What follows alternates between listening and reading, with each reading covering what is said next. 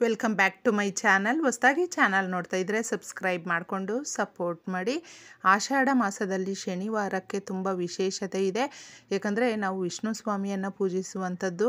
ಆ ಸ್ವಾಮಿಯನ್ನು ನಾನಾ ರೂಪದಲ್ಲಿ ಪೂಜೆ ಮಾಡ್ತೀವಿ. ಅಂದರೆ ದಶಾವತಾರಗಳಲ್ಲಿ ಆ ಸ್ವಾಮಿಗೆ ತುಂಬ ಹತ್ತಿರವಾದ ಕೆಲವೊಂದು ವಸ್ತುಗಳಿದೆ. ಅದರಲ್ಲಿ ನಾವು ಪರಿಹಾರಗಳನ್ನು ಮಾಡಿಕೊಂಡ್ರೆ ನಮ್ಮ ಮನೆಯಲ್ಲಿ ಇರುವಂಥ ಎಷ್ಟೇ ದೊಡ್ಡ ನೆಗೆಟಿವ್ ಇದ್ರೂ, ತುಂಬ ಜನಕ್ಕೆ ನಮ್ಮ ಮನೆಗಳಲ್ಲಿ ಏನು ನೆಗೆಟಿವ್ ಇರುತ್ತೆ ಅಂತ ಒಂದು ಅನುಮಾನ ಇರುತ್ತೆ. ಆದರೆ ಅದು ಯಾವ ಥರ ಇರುತ್ತೆ ಅಂತ ಕೂಡ ನಾನು ಇದರಲ್ಲೇ ತಿಳಿಸ್ತೀನಿ. ಇದರಿಂದನೇ ನಾವು ಏಳಿಗೆ ಆಗೋದಿಲ್ಲ ಸ್ನೇಹಿತರೆ. ಎಷ್ಟೇ ದೊಡ್ಡ ಸಂಬಳ ಬರ್ತಾಯಿದ್ರು, ನಾವು ಎಷ್ಟೇ ಶ್ರೀಮಂತರಾಗಿದ್ದರೂ, ಎಷ್ಟೇ ಚೆನ್ನಾಗಿದ್ದರೂ ಕೂಡ ತುಂಬ ಮೇಲೆ ನಾವು ಬೆಳೀತಾ ಇದ್ದೀವಿ, ಅಭಿವೃದ್ಧಿ ಚೆನ್ನಾಗಿ ಆಗ್ತಾಯಿದೆ, ನಮ್ಗೆ ಇನ್ನೇನು ಅಂತ ನಾವು ಅಂದ್ಕೊಳ್ಳುವಾಗಲೇ ಕೆಳಗಡೆ ಬಿದ್ದೋಗ್ತೀವಿ, ಡೌನ್ ಫಾಲ್ ಆಗಿಬಿಡ್ತೀವಿ.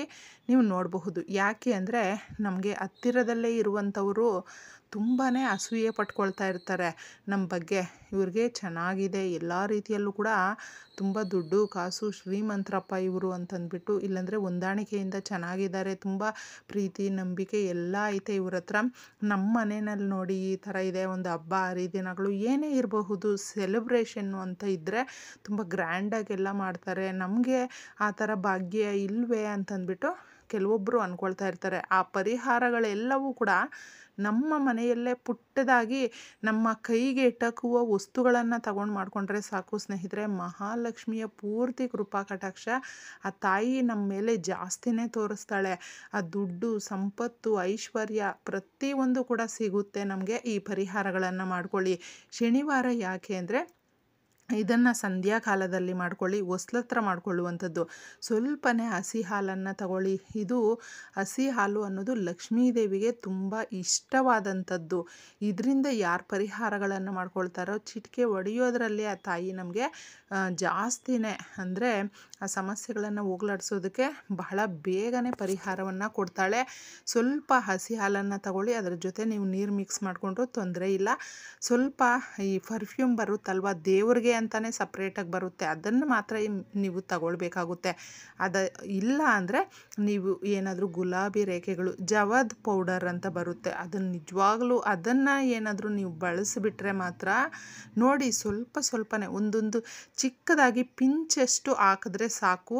ಅದು ಸ್ವಲ್ಪ ಕಾಸ್ಟ್ಲಿ ಇರುತ್ತೆ. ನೋಡಿಕೊಂಡು ಅದನ್ನೇನಾದರೂ ನೀವು ತಗೊಂಡು ಬಂದು ಮನೆಯಲ್ಲಿ ಇಟ್ಕೊಂಡ್ರೆ ದೀಪಕ್ಕೆ ಯೂಸ್ ಮಾಡಬಹುದು ನಾವು. ಹಾಗೆ ಈ ಪರಿಹಾರಗಳಿಗೆ ತುಂಬ ತಪ್ಪದೇ ಮಾಡಿಕೊಂಡಾಗ ಜಾಸ್ತಿ ನಮಗೆ ದುಡ್ಡಿನ ಆಕರ್ಷಣೆ ಆಗುತ್ತೆ. ಅದನ್ನು ಹಾಕಿ ಸ್ವಲ್ಪ ಅರಿಶಿಣ ಕುಂಕುಮ ಹಾಕಿಬಿಟ್ಟು ಮಿಕ್ಸ್ ಮಾಡಿಬಿಟ್ಟಿದೆ ನಿಮ್ಮ ಹೊಸ್ಲತ್ರ ಈ ಕಡೆ ಆ ಕಡೆ ಪ್ರೋಕ್ಷಣೆ ಮಾಡಿ ನೋಡಿ. ಶ್ರೀಮನ್ನಾರಾಯಣ ಸಮೇತ ಮಹಾಲಕ್ಷ್ಮಿ ನಮ್ಮ ಮನೆಗೆ ಸಂಪತ್ತು ಹೊತ್ಕೊಂಡು ಬರ್ತಾಳೆ. ದುಡ್ಡು ಅನ್ನೋದು ಆಕರ್ಷಿಸುತ್ತೆ. 4 ಕಡೆಯಿಂದ ಯಾರು ನಮ್ಗೆ ದುಡ್ಡು ಕೊಡಲ್ಲ ಅಂತ ಹೇಳ್ತಾ ಇದ್ರು ಆ ಊರೇ ಕೊಡ್ತಾರೆ, ಅಷ್ಟು ಚೆನ್ನಾಗಿರುತ್ತೆ. ಅದಾದಮೇಲೆ ಇನ್ನು ಮತ್ತೊಂದು ಪರಿಹಾರ ಸ್ನೇಹಿತರೆ, ಶನಿವಾರ ರಾತ್ರಿ ಮಾಡಿಕೊಳ್ಬೇಕು ಈ ಪರಿಹಾರವನ್ನು. ಇದನ್ನು ನಾವು ಮಾಡ್ಕೊಳ್ಳೋದು ಅಮಾವಾಸ್ಯೆ ಹಾಗೂ ಹುಣ್ಣಿಮೆ ದಿನಗಳು. ಇವೆರಡನ್ನು ಬಿಟ್ಟರೆ ಶನಿವಾರ ಮಾಡಿಕೊಂಡ್ರೆ ಮಾತ್ರ ತುಂಬ ಬೆಸ್ಟ್ ರಿಸಲ್ಟನ್ನು ಕೊಡುತ್ತೆ. ಯಾಕಂದರೆ ಕೆಲವೊಂದು ತಿಥಿ ವಾರಗಳು ನಿರ್ಧಾರ ಮಾಡುತ್ತೆ ನಮ್ಮನ್ನು ಯಾವ ಥರ ನಾವು ಬೆಳಿಬೇಕು ಅನ್ನೋದಕ್ಕೆ. ಇದನ್ನು ಶನಿವಾರ ಮಾಡ್ಕೊಳ್ಳಿ. 7 ಲವಂಗಗಳನ್ನು ತಗೊಳ್ಳಿ ಸ್ನೇಹಿತರೆ, ಹಾಗೂ ಸಾಧಾರಣವಾದಂಥ ಕರ್ಪೂರನೇ ತಗೊಳ್ಳಿ. ಲವಂಗ ಉರಿಯೋದಕ್ಕೆ ಕರ್ಪೂರ ಸ್ವಲ್ಪ ಹಿಡಿಯುತ್ತೆ, ಅದನ್ನು ನೋಡಿಕೊಂಡ್ರೆ ಸಾಕು ಅಷ್ಟೇ. ಶನಿವಾರ ತಪ್ಪದೆ ನೀವು ಸಂಧ್ಯಾಕಾಲದಲ್ಲಿ ಮಾಡ್ಕೊಳ್ಬೇಕು ಈ ಪರಿಹಾರವನ್ನು. ಪ್ರತಿ ಶನಿವಾರ ಮಾಡ್ಕೊಳ್ತೀರಾ, ಪ್ರತಿ ಅಮಾವಾಸ್ಯೆ ಹುಣ್ಣಿಮೆಗೆ ಮಾಡ್ಕೊಳ್ತೀರಾ, ಮಾಡ್ಕೊಳ್ಬಹುದು. ಏಕೆಂದರೆ ನಮ್ಮ ಮನೆಯಲ್ಲಿ ಎಷ್ಟೋ ಜನ ನಮ್ಮ ಮನೆಗೆ ಬರ್ತಾರೆ, ಬಂಧು ಬಳಗ ಎಲ್ಲರೂ ಬರ್ತಾರೆ. ಬಂದಾಗ ಮೇಲ್ಮೇಲಕ್ಕೆ ಚೆನ್ನಾಗಿ ಮಾತಾಡ್ತಾ ಇರ್ತಾರೆ, ಮನಸ್ಸಲ್ಲಿ ಏನೇನು ಓಡ್ತಾ ಇರುತ್ತೆ ಅನ್ನೋದು ನಮಗೆ ಗೊತ್ತಾಗಲ್ಲ.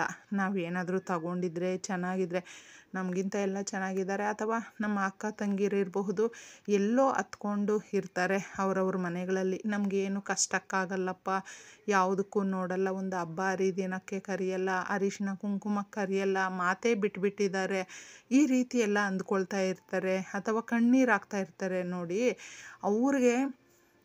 ಅವರು ಈ ಥರ ಅಂದ್ಕೊಂಡಾಗ ಅದರ ಎಫೆಕ್ಟು ನಮ್ಮ ಮೇಲೆ ಜಾಸ್ತಿ ಬೀಳುತ್ತೆ ಸ್ನೇಹಿತರೆ. ಈ ಥರ ಬಿದ್ದಾಗ ನಾವು ಕೆಳಗಡೆ ಬಿದ್ದೋಗ್ತೀವಿ. ಎಷ್ಟೇ ಅಭಿವೃದ್ಧಿ ಇದ್ದರೂ ನಮಗೆ ಒಂದೊಂದು ಸಾರಿ ದೇವರ ಅನುಗ್ರಹ ಇದೆ ಅಂತ ಹೇಳಿದ್ರೂ ಕೂಡ ಈ ರೀತಿಯ ಒಂದು ನರದೃಷ್ಟಿ ಅನ್ನೋದು ಎಷ್ಟು ಕೆಟ್ಟ ಪ್ರಭಾವ ಬೀರುತ್ತೆ ಅಂದರೆ ಆರೋಗ್ಯ ಸಮಸ್ಯೆಗಳಾಗ್ಬಿಡುತ್ತೆ. ತುಂಬಾ ಇಂಟ್ರೆಸ್ಟ್ ಕೊಟ್ಟು ನಾವು ಕೆಲಸ ಮಾಡ್ತಾ ಇರ್ತೀವಿ. ನಮಗೆ ಎಲ್ಲ ಜವಾಬ್ದಾರಿಗಳು ಇಟ್ಕೊಂಡು ನಾವು ಮುಂದುವರಿಸ್ತಾ ಇದ್ದರೂ ಕೂಡ ಕೆಳಗಡೆಗೆ ಹೋಗ್ಬಿಡ್ತೀವಿ. ಏನೂ ಇಂಟ್ರೆಸ್ಟ್ ತೋರಿಸೋದಿಲ್ಲ. ಸುಮ್ಮನೆ ಮನೆಯಲ್ಲೇ ಕೂತ್ಕೊಳ್ತೀವಿ. ಯಾವುದೇ ಒಂದು ಕೆಲಸ ಆಸಕ್ತಿಯಿಂದ ಮಾಡೋದಿಲ್ಲ. ಏನೋ ಆಗಲಿ ಬಿಡು, ಏನೋ ಹೋಗಲಿ ಬಿಡು ಅನ್ನೋ ಥರ ಇರ್ತೀವಿ. ಮಾತಿಗೂ ಜಗಳ ಮಾಡ್ತೀವಿ. ಸುಮ್ಮನೆ ಮೈಗೆ ಹುಷಾರಿಲ್ದಿರ ಆಗೋಗ್ಬಿಡುತ್ತೆ. ಆ್ಯಕ್ಟಿವ್ ಆಗಿ ಇರೋದಿಲ್ಲ ನಾವು. ಏನೇ ಕೆಲಸಗಳು ಎತ್ಕೊಂಡ್ರೂ ಕೂಡ ಅದು ಸಕ್ಸಸ್ ಅನ್ನೋದು ತಂದುಕೊಡೋದಿಲ್ಲ. ಇದನ್ನೆಲ್ಲ ನೀವು ಅಬ್ಸರ್ವ್ ಮಾಡಿದರೆ ನಿಮಗೆ ಗೊತ್ತಿರುತ್ತೆ ಸ್ನೇಹಿತರೆ. ಅದೆಲ್ಲವೂ ಹೋಗಬೇಕು ಅಂದರೆ ಇದು ಒಂಥರ ರಾಮಬಾಣ ಅಂತ ಹೇಳಬಹುದು. ಮೊಗ್ಗಿರುವಂಥ ಲವಂಗಗಳನ್ನು 7 ತಗೊಂಡಿದ್ದೆ ನೀವು ಒಂದು ಪ್ಲೇಟಲ್ಲೋ ಮಣ್ಣಿನ ದೀಪದಲ್ಲೋ ಹಾಕಿ ಈ ಸ್ವಲ್ಪ ಕರ್ಪೂರವನ್ನು ಹಾಕಿ ಚೆನ್ನಾಗಿ ಉರಿಸಬೇಕು. ಇದನ್ನು ಹಾಲಲ್ಲೇ ಕುತ್ಕೊಂಡು ಉರಿಸಿ, ಇಲ್ಲಾಂದರೆ ದೇವ್ರ ಮನೆಯಲ್ಲೇ ಕುತ್ಕೊಂಡು ಉರಿಸಿ, ತೊಂದರೆ ಇಲ್ಲ. ಅವಾಗೆ ಎಲ್ಲ ನಮ್ಮ ಮನೆಯಲ್ಲಿ ಓಡಾಡುತ್ತೆ, ಸ್ಪ್ರೆಡ್ ಆಗುತ್ತೆ. ಅದರ ಪ್ರಭಾವ ಕೆಟ್ಟ ಶಕ್ತಿಯನ್ನು, ನಕಾರಾತ್ಮಕ ಶಕ್ತಿಯನ್ನು ಎಳೆದು ಓಡಿಸುತ್ತೆ. ಅದು ಅಷ್ಟು ತುಂಬ ಪವರ್ ಇರುವಂಥದ್ದು. ಲವಂಗಕ್ಕೆ ಯಾವಾಗಲೂ ಅಷ್ಟೇ ನರದೃಷ್ಟಿಯನ್ನು ಕಿತ್ತು ಬಿಸಾಕುವಂಥದ್ದು ಹಾಗೂ ದುಡ್ಡಿನ ಆಕರ್ಷಣೆ ಆಗುವಂಥದ್ದು.